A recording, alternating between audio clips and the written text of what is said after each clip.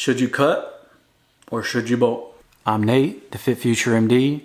Upload every Monday, Wednesday, Friday. I'm here to help you, so leave a comment down below. Let me know what's going on with you, what I can help you with. You can also email me if you need to. Make sure you like the video, and let's get to it. And hit that notification bell so you don't miss an episode.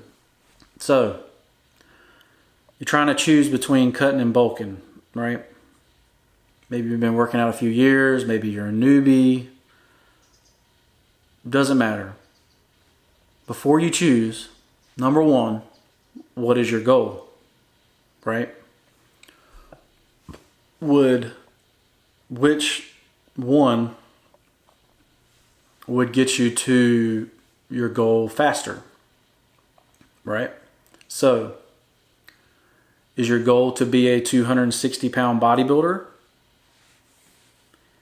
If it is, and you're sitting at 205 pounds, it's probably not a good idea to cut back to 190 or 185.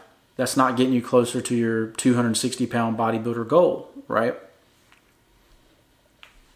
It wouldn't make any sense for you to lose weight when you're trying to get to 260. What would make sense is for you to bulk, lean bulk, until you get to about 280, 285, and then do your first cut and see how you look at 260, right? To cut from 205 to 185 when you're trying to be 260 would delay your ultimate goal, right? It would probably add years.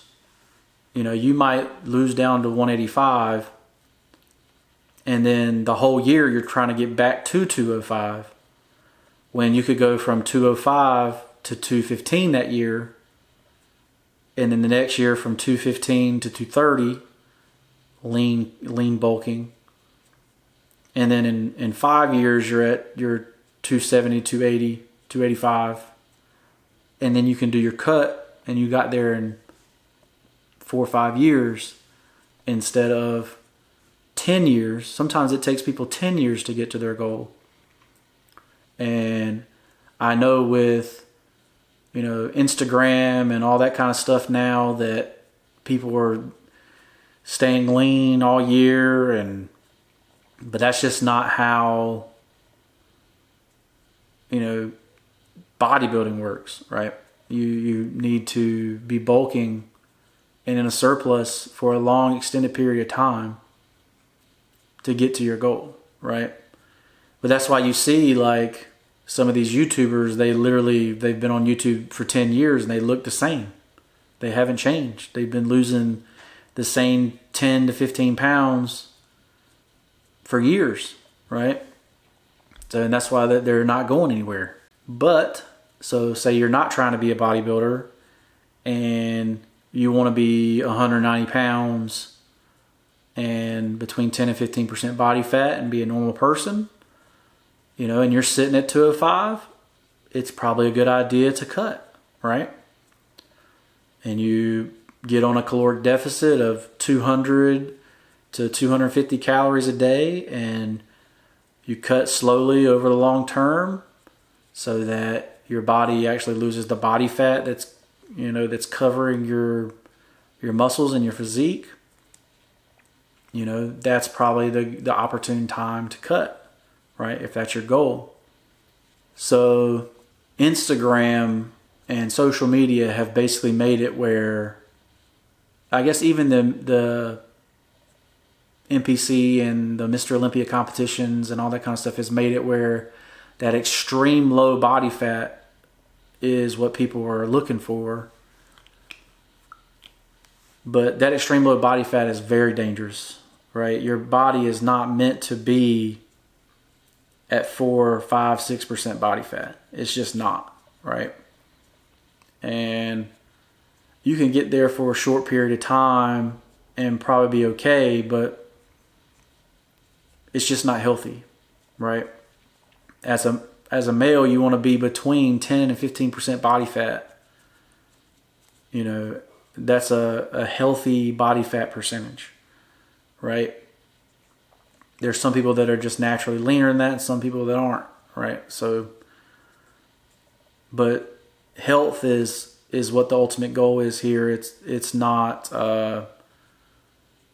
shredded on stage. That shredded on stage is very dangerous, not healthy. I've seen bodybuilders over the years, dying and, doing extreme things to get to that. And, that's just not healthy. So I don't recommend that. And, it would definitely be better to be in that 10 to 15% range and maintain and have your body go through recomposition to get the certain look that you want without having to be that extreme low body fat percentage. And, I know there's people out there that are just going to take things to the extreme, but I would highly advise not to go down to those extreme body fat percentages, right? So what if you're sitting at, say, 25% body fat and, you don't want to be a bodybuilder? Would you cut or would you bulk, right? Well, I would say that if you're sitting at 25% body fat, obviously that's an unhealthy body fat percentage for a male. It's pretty close to a healthy body fat percentage for a female. So if you're sitting at 25% body fat as a female, I would definitely maintain, or, you could lose 2 or 3% body fat from there and then start maintaining and be healthy. So you would do that with a slow caloric deficit over a long period of time, 200 to 300 calories a day, and lose that body fat slowly, right? Instead of bulk, I wouldn't bulk there at 25% body fat. I would either maintain or cut there, right? That's what I would do. But once you're looking for that 10 to 15% body fat range, you're going to maintain there and have your body recomposition, right? That's the ultimate goal. And then you look the way you want to look and feel. You feel good, you feel healthy, you can run, you can jump, you can do push-ups, sit-ups, pull-ups. That's what you want. That's health, right? Your joints feel good. That's healthy. If you're extremely overweight, enters extremely overweight person. If extremely overweight in the 40 to 50% range, what I would actually do is, try to recomposition my body at that weight, right? Because say you lose down to 30% body fat, but you have no muscle underneath there, you have nothing to lose down, right? You're not going to look the way you want to look, right?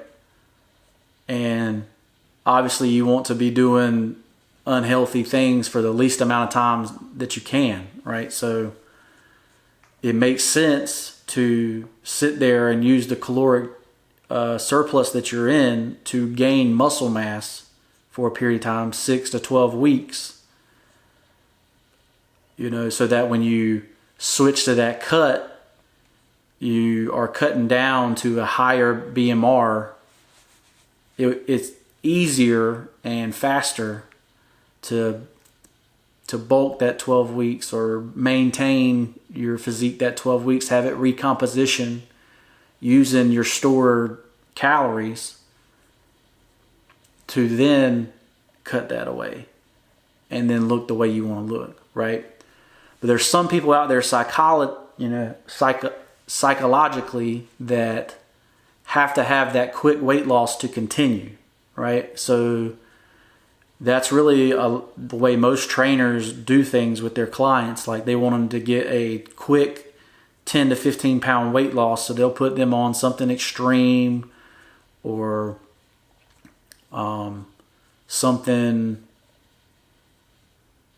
where they're doing a lot of HIIT cardio and stuff like that. But most of the time when you're at that body fat percentage, your body is not prepared to handle the stresses of HIIT cardio or circuit training, and 90% of the time that person gets injured, right? And if you get injured, that means you're out of the gym, you're not continuing to get healthier. And most of the time those people don't come back, right? They just give up. So that's why I tell everybody to start with yoga, start with bands, start by getting your joints healthy, right? And maintain where you're at. You can have the same number of calories, but switch to the healthy food, right? Switch to the more nutritious food, So like if you're having snacks at night, start by switching that snack to fruit instead of chocolate or candy or a bowl of cereal or whatever. You start with those small changes. So that's what I would do if I had a client at 40-50%. I would talk to them, and say, hey, I can make you lose 10-15 pounds real quick, and then cause you to use more time to get to where you want to be, or I can put you on this maintenance level for 12 weeks and then start your cut for 12 weeks. So instead of it being a 2 to 3 year process, it ends up being less than a year and you're where you want to be, right? But that's just my opinion on that. I know psychologically a lot of people need that quick weight loss, but if you can overcome that psychologically and know and trust your plan and trust your vision for what you want to look like, because, I don't know about you, but I don't want to be that person that lost 150 pounds but is just nothing but loose skin. Like that's not the look that I'm going for, and that's not the look that, it's just not the look I want. So that's not what I did, right? I've been bulking for 2 years, right? Trying to get to where I want to be. All right, so if it's going to get to your goal faster to cut, you cut. If it's going to get to your goal faster to go to bulk, then you bulk. And that's basically what it boils down to, is what gets you to your goal faster and healthier, right? Obviously, that's going to be different for different people. And so that's how you make the choice. You say, well, if I cut right here, is that going to delay what my actual goal is, or is that going to get me to my goal? If it gets me to my goal, then you cut. If it doesn't get you to your goal, then you maintain or bulk, right? Hope this helped you out, guys. I'm Nate, the FitFutureMD. Comment down below if you have any questions. Email me if you don't want to comment down below.